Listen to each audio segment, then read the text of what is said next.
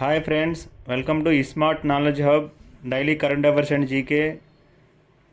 మన ఛానల్ చూసే వాళ్ళందరూ ప్లీజ్ సబ్స్క్రైబ్ మై ఛానల్. వీడియోని లైక్ చేయండి, మీ ఫ్రెండ్స్ అండ్ ఫ్యామిలీకి షేర్ చేయండి ఫ్రెండ్స్. ఈరోజు తేదీ 17 నవంబర్ 2024. ఈరోజు ప్రధానంగా ఉన్న కరెంట్ అఫైర్స్ అండ్ జీకే చూద్దాం. దేశంలో తొలి మహిళా బస్ డిపోను ఢిల్లీలో సరోజినీ నగర్లో ఆ రాష్ట్ర రవాణా శాఖ మంత్రి కైలాస్ గెహ్లాట్ 16 నవంబర్ 2024 ప్రారంభించారు. ఈ డిపోకు సఖీ డిపో అని పేరు పెట్టారు. ఈ డిపోలో మేనేజర్, డ్రైవర్లు, కండక్టర్లు మొత్తం మహిళా సిబ్బంది. దీనికోసం మొత్తం 225 మందిని కేటాయించారు. ఇందులో 89 మంది డ్రైవర్లు, 134 మంది కండక్టర్లు ఉన్నారు. ఆధ్యాత్మిక గురు కనకదాసు జయంతిని ఆంధ్రప్రదేశ్ ప్రభుత్వం రాష్ట్ర పండుగగా ప్రకటించింది. నవంబర్ 18న ఆయన జయంతి సందర్భంగా అనంతపురంలో రాష్ట్ర స్థాయి వేడుకలు నిర్వహించనున్నారు.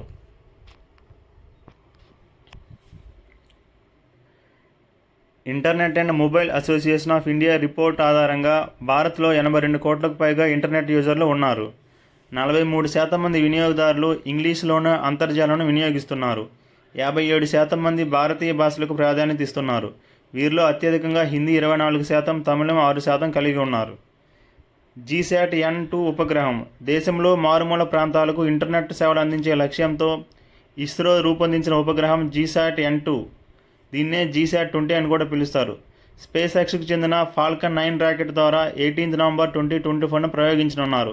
ఈ ఉపగ్రహం బరువు 4700 కిలోలు. భారత్లో విదేశీ కంపెనీలు సర్వేలు చేయాలనుకుంటే కేంద్ర ప్రభుత్వం అనుమతి తప్పనిసరని కేరళ హైకోర్టు స్పష్టం చేసింది. అమెరికాకు చెందిన Princeton survey research associates PSRA company కోసం భారత్లో చేపడుతున్న సర్వే గ్రీన్ వేవ్ 12 ప్రాజెక్టులో భాగంగా కేరళ హైకోర్టు ఈ ఆదేశాలు జారీ చేసింది. భారత్ నుండి చోరీలకు గురైన 1440 పురాతన వస్తువులను అమెరికా భారత్కు అప్పగించనుంది. రాబోయే రోజుల్లో ఇంకొక 600 వస్తువులు రానున్నాయి ఇండియాకి. వీటి విలువ సుమారు 84 కోట్ల వరకు ఉంటుందని అంచనా. కేంద్ర ప్రభుత్వం ప్రతి సంవత్సరం సెప్టెంబర్ నెలను పోషణ్ మాహ్గా అనగా పోషకాహార మాసంగా పాటిస్తుంది. గర్భిణీలు, స్త్రీలు, బాలింతలు, యుక్త వయసులో ఉన్న బాలికలు, 6 సంవత్సరాల లోపు ఉన్న పిల్లలు పోషకాహార లోపాన్ని పరిష్కరించడానికి 2018లో ప్రధాని మోడీ రాష్ట్రీయ పోషణ అభియాన్ను ప్రారంభించారు. 2024లో దేశవ్యాప్తంగా 7వ పోషణ్ మాహ్ను నిర్వహించారు.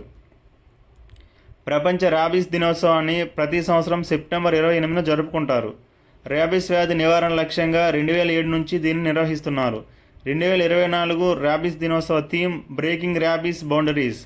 ప్రపంచవ్యాప్తంగా అవినీతిని ఎదుర్కోవడం, ఆస్తుల రికవరీపై దృష్టి సారించే గ్లోబ్ స్టీరింగ్ కమిటీకి భారత్ ఇటీవల ఎన్నికైంది. బీజింగ్ నగరంలో జరిగిన ప్లేనరీ సమావేశంలో భారత్ను ఎన్నుకున్నారు. CSIR 83వ వ్యవస్థాపక దినోత్సవ వేడుకలను 26 సెప్టెంబర్ 2024న ఢిల్లీలో ఉపరాష్ట్రపతి జగదీప్ ధన్కర్ ప్రారంభించారు. CSIRను 1942 సెప్టెంబర్ 26న ప్రారంభించారు. CSIR ప్రధాన కార్యాలయం న్యూఢిల్లీలో ఉంది. అమెరికా వైట్ హౌస్ ప్రెస్ సెక్రటరీగా కరోలైన్ లెవిట్ ఎన్నికయ్యారు. భారత్లో ప్రజా పంపిణీ వ్యవస్థ ద్వారా అందుతున్న నిత్యావసర వస్తువులు వృధా శాతం ఎక్కువగా ఉన్న మొదటి 3 రాష్ట్రాలు అరుణాచల్ ప్రదేశ్ 63.18%, నాగాలాండ్ 60.36%, గుజరాత్ 43.02%. వృధా శాతం తక్కువగా ఉన్న మొదటి 2 రాష్ట్రాలు తెలంగాణ 0.3%, ఆంధ్రప్రదేశ్ 1.2%. ఈ నివేదికలను భారత ఆహార సంస్థ గృహ వినియోగ వ్యయ సర్వేలు నిర్వహించాయి. భారత ప్రధాని నరేంద్ర మోడీ నవంబర్ 19న గయానాలో పర్యటించనున్నారు. గత 50 సంవత్సరాల్లో ఒక భారత ప్రధాని గయానాలో పర్యటించడం ఇదే తొలిసారి. గయానా రాజధాని జార్జ్ టౌన్. ప్రస్తుత గయానా అధ్యక్షుడు ఇర్ఫాన్ అలీ. గయానా అధికార భాష ఇంగ్లీష్. జాతీయ సీనియర్ పురుషుల హాకీ ఛాంపియన్షిప్ను ఒడిశా జట్టు తొలిసారిగా గెలుచుకుంది. హర్యానా జట్టుపై 5-1 గోల్స్ తేడాతో ఒడిశా విజేతగా నిలిచింది.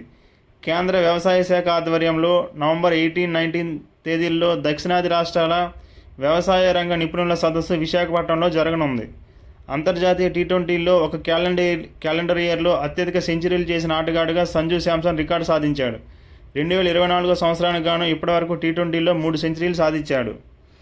మిస్ యూనివర్స్ 2024 విజేత 73వ ఎడిషన్ డెన్మార్క్కు చెందిన 21 సంవత్సరాల విక్టోరియా కెజర్ హెల్విగ్ నిలిచారు. మిస్ యూనివర్స్ 2024 73వ ఎడిషన్ మెక్సికోలోని అరేనా CDMX మెక్సికో సిటీలో జరిగాయి.